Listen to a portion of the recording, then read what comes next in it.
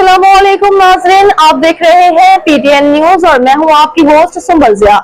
शामिल करते हैं आज की अहम खबरें। पाकिस्तान समेत 15 ममालिक अरब लीग और OIC की इसराइली कब्जे और इल्हाक के फैसले की मजम्मत। इस्लामाबाद। पाकिस्तान समेत 15 ममालिक अरब लीग और इस्लामी ताउन तंजीम OIC ने इसराइली कब्जे और इल्हाक के फैसले की शदीद मजम्मत की है।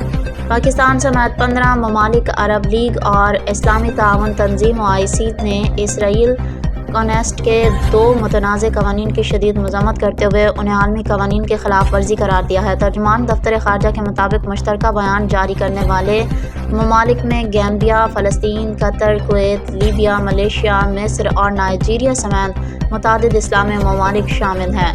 तर्जुमान के मुताबिक इन कवानीन का मकसद मकबूजा मगरबी किनारे पर नाम निहाद इसराइली खुद मुख्तारी नाफिज करना है, जो अक़वाम मुत्तहिदा की सलामती कौंसिल के करारदाद 2334 की खुली खिलाफ वर्जी है। बयान में आलमी अदालत इंसाफ के मशावरती राय का हवाला देते हुए कहा गया कि अदालत ने इसराइली इक़दामात को गैर मुअस्सर करार दिया है और इसराइल पर जोर दिया है कि वह इंसानी इमदाद की फरहमी यकीनी बनाए और भूख को हथियार के तौर पर इस्तेमाल ना करे। न्यूज स्टूडियो से अब तक के लिए इतना ही। मज़ीद खबरों और अपडेट्स के लिए देखते रहें पीटीएन न्यूज। अल्लाह निगहबान।